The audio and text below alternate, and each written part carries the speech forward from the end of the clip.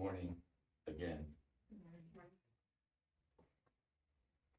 Back in 1998, I know it was then because my uncle had just died and I was the executor of his estate. And so I was thinking a lot about death.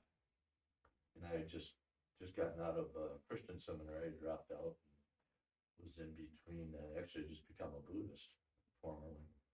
And one day I was sitting in my townhouse in Clausen, and this little thing came up on the internet, the World Wide Web, and it was Buddhist numerology, and it was calculate your death date. And I thought, yeah, I wonder how long they're going to give me. And I put a little bit of credence into it. And so and this wasn't just, one or two questions. This was a lot of your health history, your lifestyle habits and whatnot. They didn't ask for your social number or your driver's license or anything, but a lot of your lifestyle history. And then there was actually a thing that went around like this and stopped, and it was November of my 72nd year was when I was going to die, according to this Buddhist numerology. Now that was 2 years ago, and I got to tell you something. Periodically I would forget that date, but more often than not, that date stayed in there. November of my 72nd year, and I got to tell you, when I got through November 2 years ago, I went, whoo! I made it. I made it. That's no kidding. I really did. And I was grateful that I had made it through, and possibly that charting of my death date was mistaken. But we don't know when it is that each of us is going to die. Over my time as a Christian seminarian and student pastor, and then as a Buddhist minister and monk, I've married and buried a lot of people. And I had someone ask me one time, they said, what would you rather do? Would you rather marry people or bury people? And I said, well, I got to tell you something. I said, I always feel good about marrying people and bringing them together and whatnot. But I said, funerals are much more meaningful. I said, at weddings, I said, people got their cameras out, they're taking photographs, they don't care about what's going on, what the officiant is saying. Their minds are on the party afterwards. And I said, they never pay attention. They never listen. I can tell you personally, as someone who's done a lot of weddings, nobody comes up to me afterwards and said, hey, I want to ask you about this, I want to talk about that. They could care less. But I said, you do a funeral? I said, people come up and talk to me afterwards. They ask me questions. Because we're all going to die. Not all of us are going to marry, but we're all going to die. It's something that's going to happen to each and every one of us, whatever the death date may be. But it was a crazy 24 hours a couple of days ago when we had three big names in the entertainment industry and one in religion, all die in the same 24-hour period. We had Meatloaf go, and then Louis Anderson, and then Master Thich Nhat Hanh. And so it really got me to thinking, once again, about death and dying. I've always wondered what year it is that really makes me feel like I'm getting old, and I'm really getting closer. I know a couple of women and one man in particular who, when they turned 50, they thought their world was over. I mean, that was old to them. And they were very serious about it and very traumatized by it. 50 never bothered me, 60 never bothered me, 65 never bothered me, 70 never bothered me. But I gotta tell you, 75, which I'll be a week from today, that number to me sounds old. That truly sounds old. And we'll see what happens as it comes up and then passes. My cousin posted on her Facebook yesterday.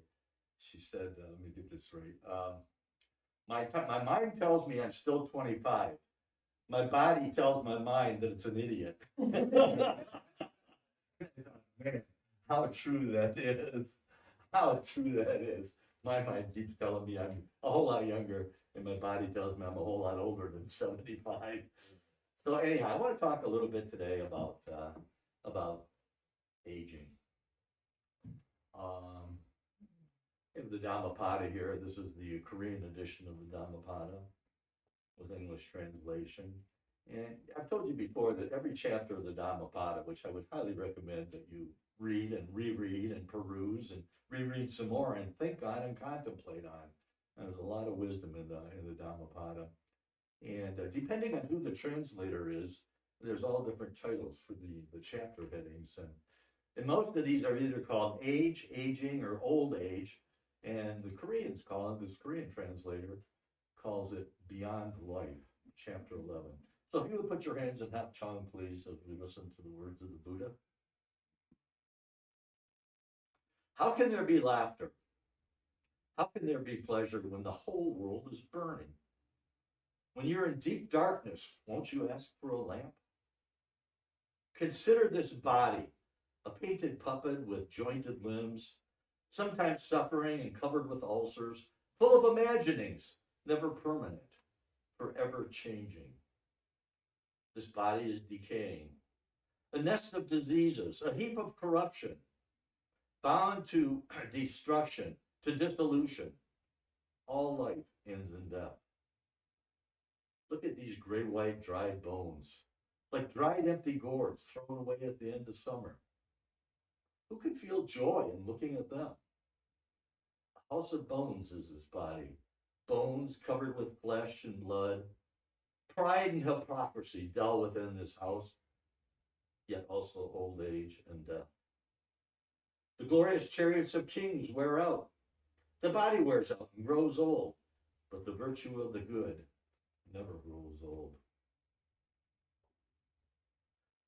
If a man doesn't learn, he grows old, just like an ox. His body indeed grows old, but his wisdom never grows old. I have gone round in vain the cycles of many lives, ever striving to find the builder of the house of life and death. How great is the sorrow of life that must die. But now I have seen thee, house builder. Never more shalt thou build this house. The rafters of sin are broken. The ridgepole of ignorance is destroyed. The fever of craving is past. For my mortal mind is gone to the joy of the immortal, nirvana. Those who in their youth did not live in self-harmony and who did not gain the true treasures of life are later like long-legged old herons that standing by a lake without any fish. Those who in their youth did not live in self-harmony and who did not gain the true treasures of life are later like broken boughs, ever deploring old things past and gone. Here ends the reading.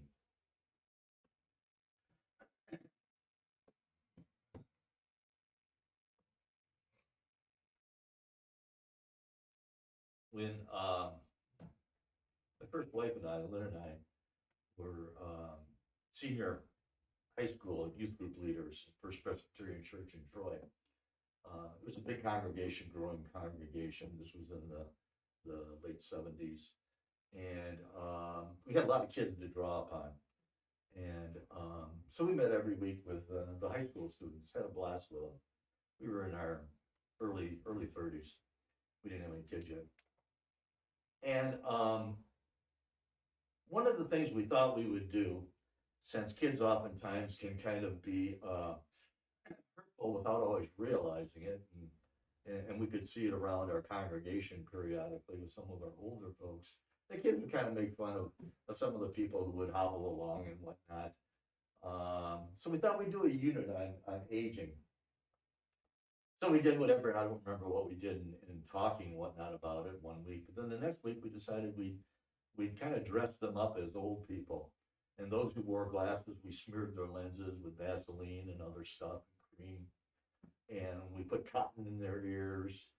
And we bound up some of their joints and whatnot so that they couldn't use their legs properly or their arms. We had them wear heavy duty gloves. and try and pick up things. We had a bunch of tasks that they had to do, walk from here to there and whatnot.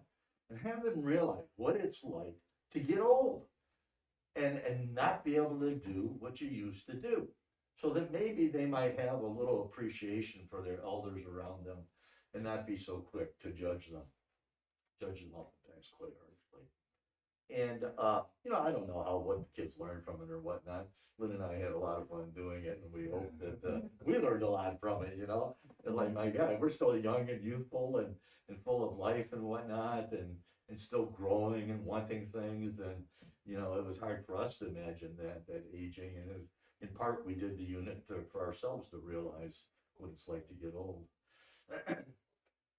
I think, looking back now, since most of my life, going forward, there's not that much of it. There's a whole lot more behind that I can look at and reflect on.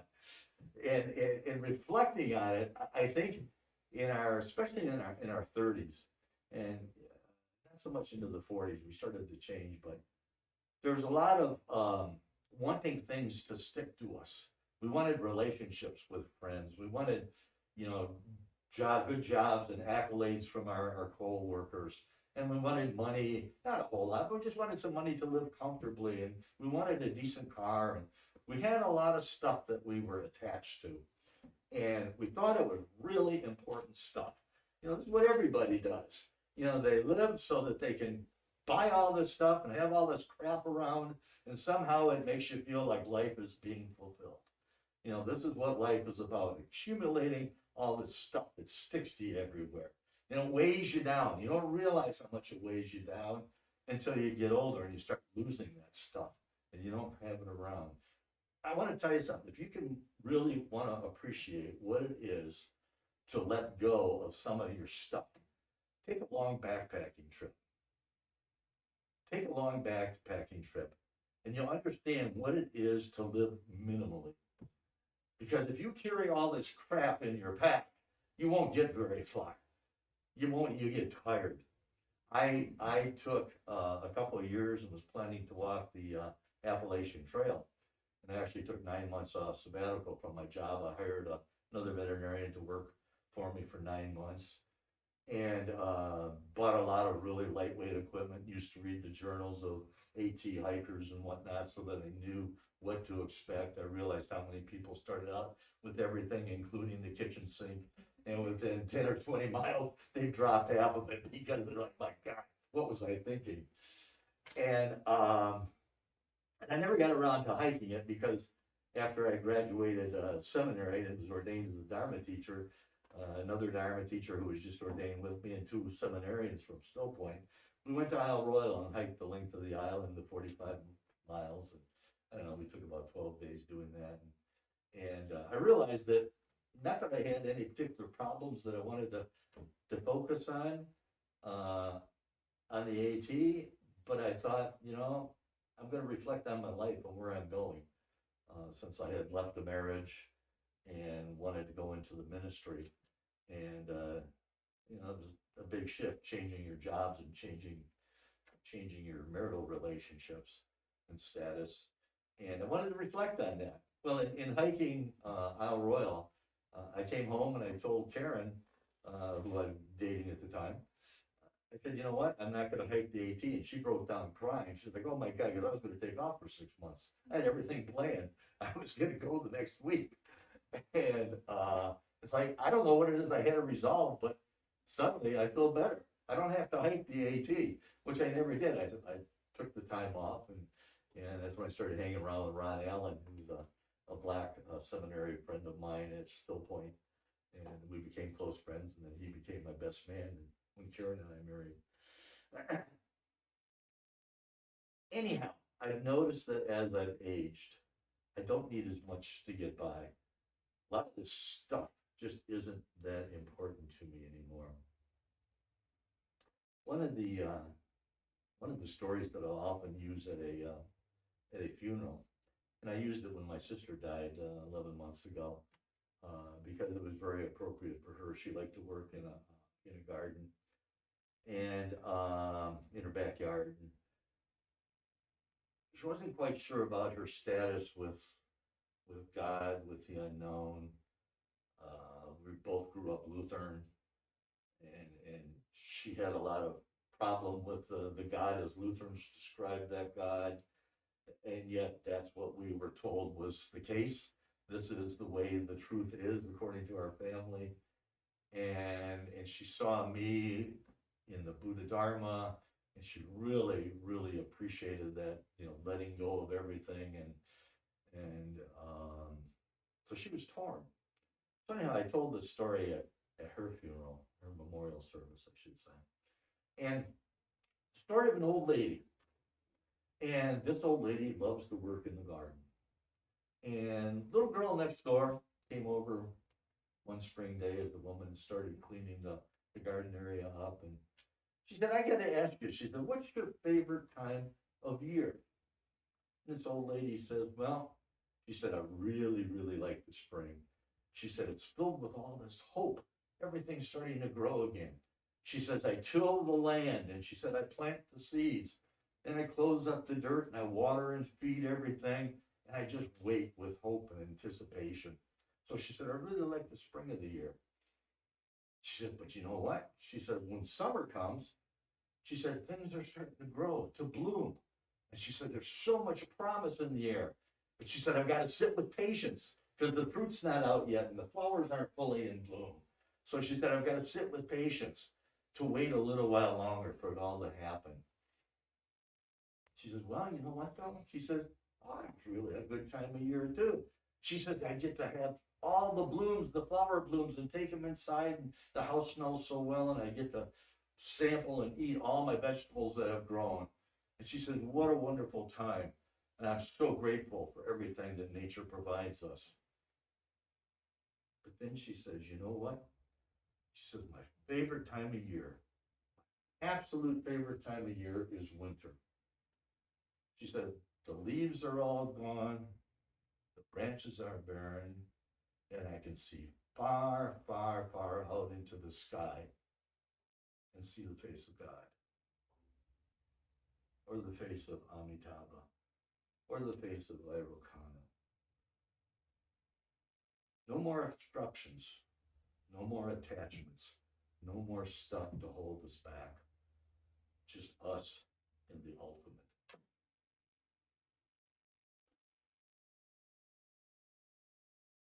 Thich Nhat Hanh had a poem that I know that some of you have already posted online, Facebook, and a lot of people don't realize it actually comes from his book, Plum Village Chanting and Recitation book, which I bought 22 years ago, first came out.